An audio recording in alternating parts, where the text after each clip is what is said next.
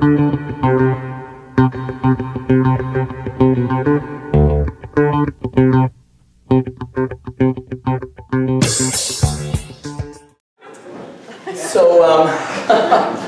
of the Father, the Son, the Holy Spirit, one God, amen.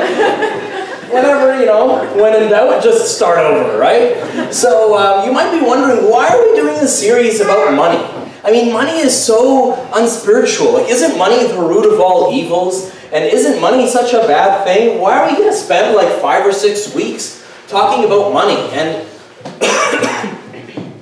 isn't it like none of your business anyways, Father John? And she's like, you already bought your church, right? So, like, why are you coming and asking us for more money, right? So, first of all, I want to comfort you, all you who are worried out there. I know none of you are. This isn't a plea for money.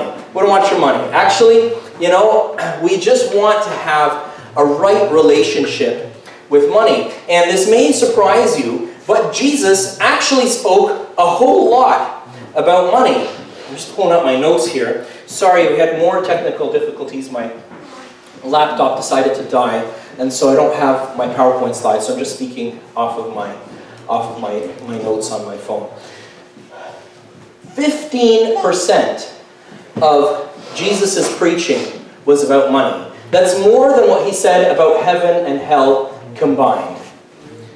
15%. Jesus spoke a whole lot about money. Basically, if we take a step back and we think about it, we can't have a right relationship with God. We can't fulfill a huge amount of His commandments if we don't have a right relationship. If we don't have a right relationship with money. And as we're going to see throughout this series, God doesn't want to take away your money. God wants your money not to take you. God doesn't want to take your money. He just doesn't want your money to take you. He doesn't care if you possess your money. He doesn't want you to be possessed by your money. We're going to have several talks, and today's talk is more kind of just laying down the groundwork and the foundations that we're going to use to discuss later on, but we're going to talk really specifically about God's perspective in regards to money and what we should do with it, and what should our relationship be to money. How should we relate to money? And money is actually really important. To God, or at least He spoke about it a whole lot and gave a whole lot of commandments about it. So presumably it should also be really important to us. For the longest time, I thought that money shouldn't be important to me, and that I should just have an arm's length kind of relationship with money, right? For those of you in the business world, in the capital markets, right, you know that money changes a lot, and God doesn't change. So in my mind, there was no need for us to get all tightly wound up about money. As long as I had a shirt on my back and food in my stomach, that was good enough. But God has something more in store for us. If you want to read along throughout the series, I strongly recommend this book by Randy Alcorn called The Treasure Principle. It's a real fun and easy read. I read it in like 2 Saturday afternoons, just sitting on the couch. Really enjoyable read, and there's a whole bunch of copies over here at the front for anyone who would like to grab one. Please take one if it would be a blessing in your life. So Randy Alcorn starts his book, The Treasure Principle, by retelling a story that Jesus told in Matthew 13. So I'm going to try to tell the story as well. This man is walking and he's traveling from his town to another. And as he's going, and it's a hot and sunny day, you may not recognize the parable immediately, but you will in a moment. And it's a hot and sunny day, and it's really, it's really scorching hot that day. And so what does he do? He sees that you can take a shortcut through a field, and Jewish law allowed you, that wasn't like considered trespassing of any kind of like malignant sort. You were allowed to do that. So he goes and he takes this path through the field. So he's walking through the field, right? And as he's walking with his walking stick, and his walking stick kind of keeps thumping on the mud, all of a sudden he kind of hears a knock. He says, wait a minute, that doesn't sound right. So he knocks with his walking stick, and there's something down there, and he looks down and sees something glimmering. So he kind of brushes it off a little bit, and he finds a chest. this is interesting, in the middle of an unnamed field. It's kind of untended, it's kind of strange. Brushes off the chest, and he opens it, and he finds all kinds of gold coins and jewels and diamonds and gemstones and all kinds of treasure in the chest. He looks left and he looks right, and he thinks to himself, God is watching, you know, so he thinks, what should I do? So he says, I know what I'm going to do. I'm going to figure out who owns this field, and I'm going to buy this field. I'm going to buy this field. Then I'll have everything that's in it. So what will I have to, I don't have that much money. What can I do to buy this field? He says, you know what? I'll sell my choice oxen. I'll sell my field, you know, which was like his inheritance, you know, like it had been passed down from generation to generation, from father to son kind of thing, right? But who cares? I'll sell it for what's in here. I'll sell it any day. And what else do I have? I'll sell my house. I'll sell my wife. No, just kidding, right? Right? And he's thinking, what can I do to buy this field? And he goes and he sells off all his stuff and he buys the field because he wants what's in the field. Now, there's a key word in that parable that I didn't mention. And most of us don't remember this word, and most of us don't see this as the iconic word, the one word upon which this whole parable revolves around. If I had to ask you, what's the one word this parable revolves around, most of us would say, oh, I don't know, selflessness, love of God, conversion experience, I don't know, right? But Jesus says, again, the kingdom of heaven is like a treasure hidden in a field, which a man found and hid, and for joy over it, goes and sells all that he has and buys that field. Why does he sell all that he has to buy that field? For joy over the treasure. This next 5 or 6 week series is an invitation to you and for me to find joy in the kingdom of heaven. Joy in the kingdom of heaven, that it makes it worth it to sell everything. To sell everything that we might buy that field that has that joy. I want to tell you an alternative reading of this parable by St. John Chrysostom. St. John Chrysostom says that this parable can very well be interpreted, and it often is, that those who have heard the gospel and for the joy of the gospel sold all that they have, gave up their past life, left everything to follow Jesus, which is a very correct understanding of the parable. But it would be incomplete to say that there's not to mention another interpretation of this parable, which is that God the Father, for the joy of having you, his treasure, sold all that he has, his only begotten Son, that he may purchase you. God has joy and pleasure in you. I want to start this series off by saying that if you were to ask God, God, what is your treasure? God would simply answer, you. Hopefully, by the end of this series, we'll feel that in some way we're able to answer God back and say, Lord, and my treasure is you, O Lord. For the joy over it, he goes and sells all that he has. Jesus tells us, for where your treasure is, there your heart will be also. Look, God doesn't want your money. What's he going to do with it anyways? Revelation 21:21. The streets of heaven are paved with gold, right? Like, if you like, you know, hit the jackpot and you're super rich and you decide that you don't trust the money markets and you want your riches right there in front of you, and you go and buy gold blocks and you like line every room in your house floor to ceiling with solid, pure gold blocks. What are they called? They have a name, right? Huh? Bullions. Bullions, that's right. Right? Bullions, right? From floor to ceiling, right? Line your whole house with them, right? That's cobblestone in heaven. It's not worth anything in heaven, right? What God doesn't want our treasure. He doesn't want what we have labeled treasure. He doesn't want it. It's not worth anything to him. He wants two things when he says, when he tells us to lay up treasures for ourselves in heaven, he wants two things. One, he wants us to trust him. Two, he wants our peace of mind. A few years ago, I have a friend who's a very successful business owner, and also a very, very, very nice guy. And I've found one of our friends from the service and so on, who's always been kind of on hard times and so on, but now he was homeless and it was like dead of winter.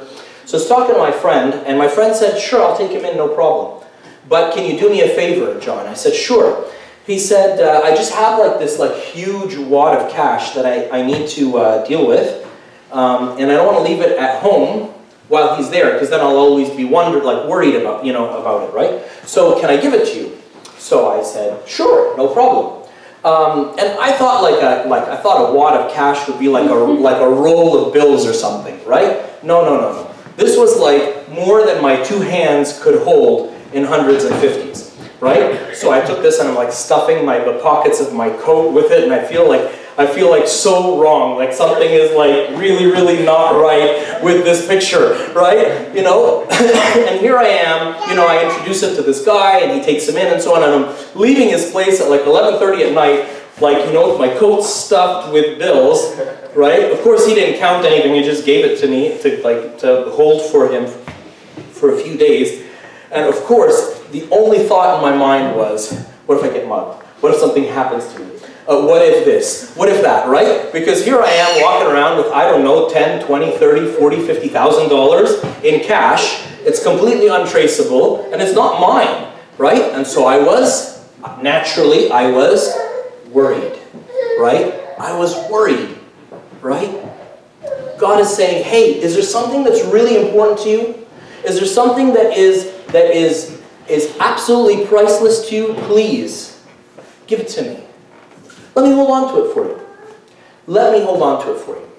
A third truth about lay up treasures for yourself in heaven is very simply this.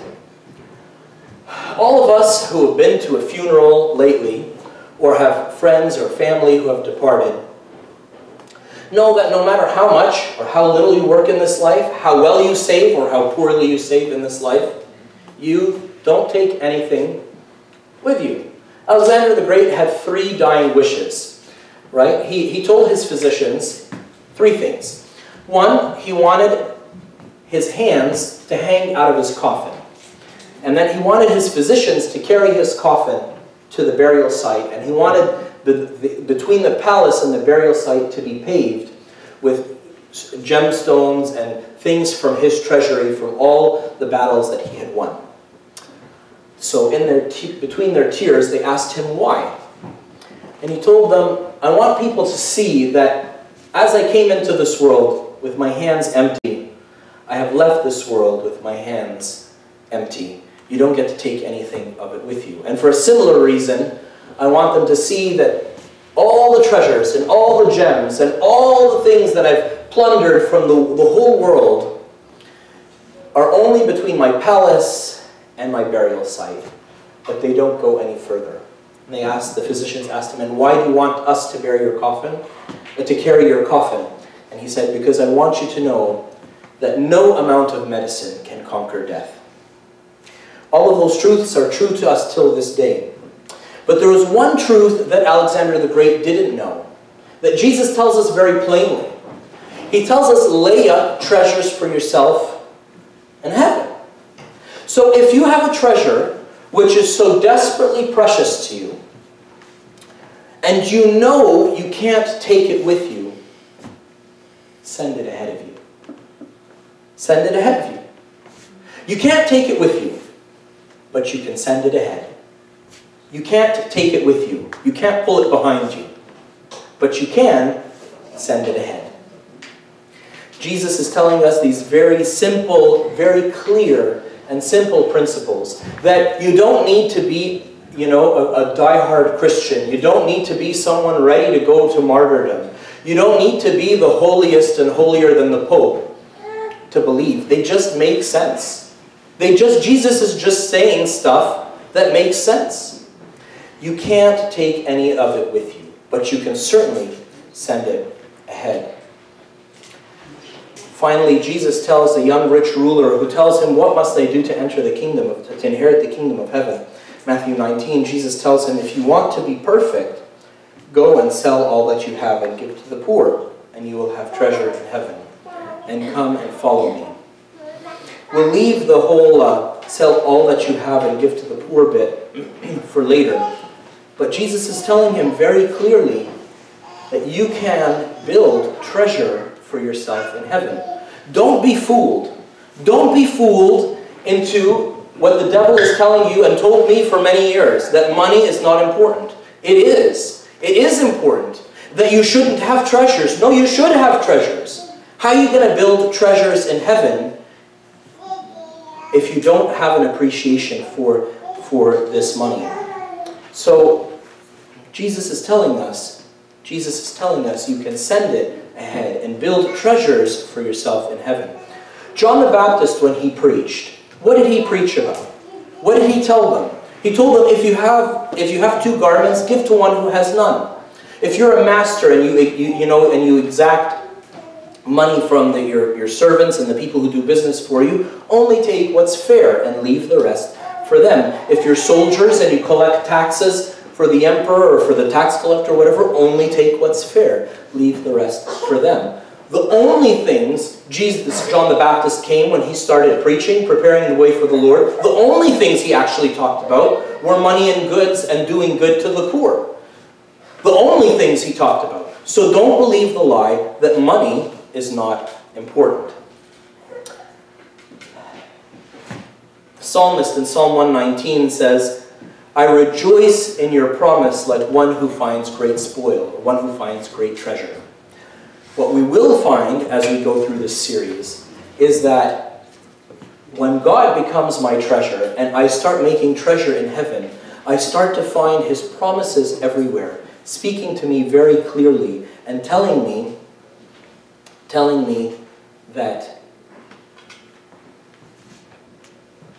there is great treasure waiting for me in heaven.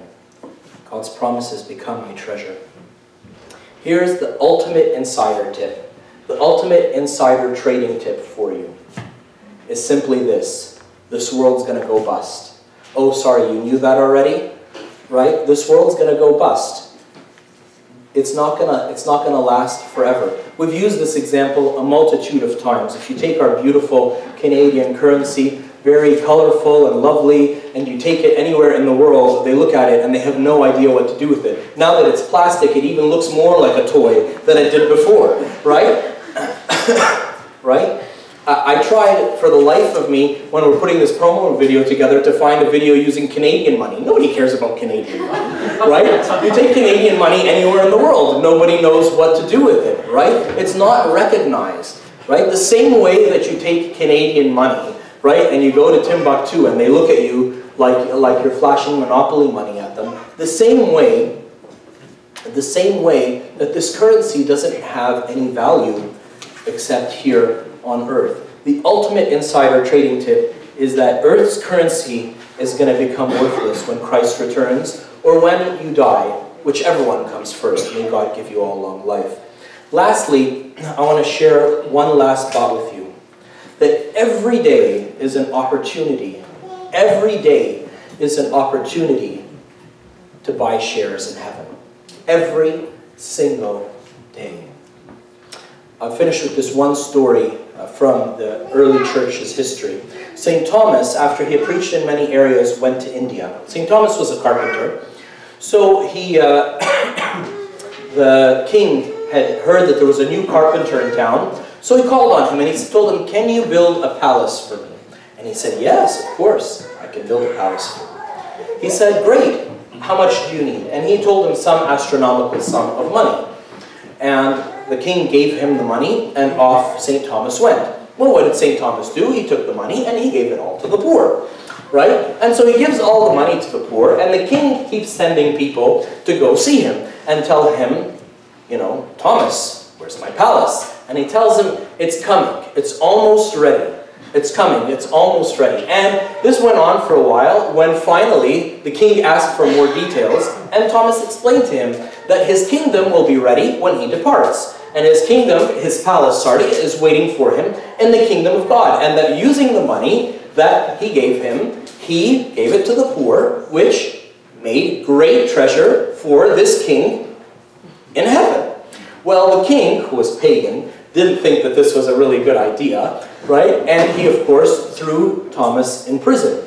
He throws Thomas in prison, and one of his brothers, this is the story as best I remember it, having read it a long time ago, one of his brothers departed and died. And then his brother gets brought into the kingdom of God, and he's brought into the palace in the kingdom of God. And this is all in the king's dream. And they tell him, here is your palace. And he says, well, I thought this was my brother's palace. He says, well, he didn't want it, right? So we figured we would just go like next of kin or whatever, you know, the inheritance system is in heaven, right? Not that anybody dies and inherits in heaven, but whatever, right? You know, so here you go, it's yours, right? And he says, really? And the king wakes up with this, and he goes down to Thomas in the prison, and he tells him, tell me more about this kingdom of heaven. And that night the king is baptized in all his palace. And he realizes that the palace he has here on earth is only for a while. But the palace that St. Thomas built for him in heaven will last forever. So with that, let's each one of us leave today thinking a little bit about what treasures we wish to have in heaven. I want to leave you with some homework. This is really easy homework, okay? I want you to imagine that you are that king of India, right? And I want you to imagine what treasure you would like to see in heaven when you get there. What treasure are you storing up in heaven? Even if you haven't stored anything up to date right now, you're going to say, I'm a student, I'm poor, I got debt, I got this. We're going to talk all about that. We're going to talk all about all of those things in great detail. But for the moment, right, I want you to think about the kingdom of heaven. And I want you to think about the treasure that could be waiting for you there. Write it out. Write 3 things that you really wish to see when you get to the kingdom of heaven. Next week, we're going to talk about the money manager. You are the manager of God's money. And then the week after that will be slave or master, talking about debt. And the series will go on. Glory be to God forever and ever.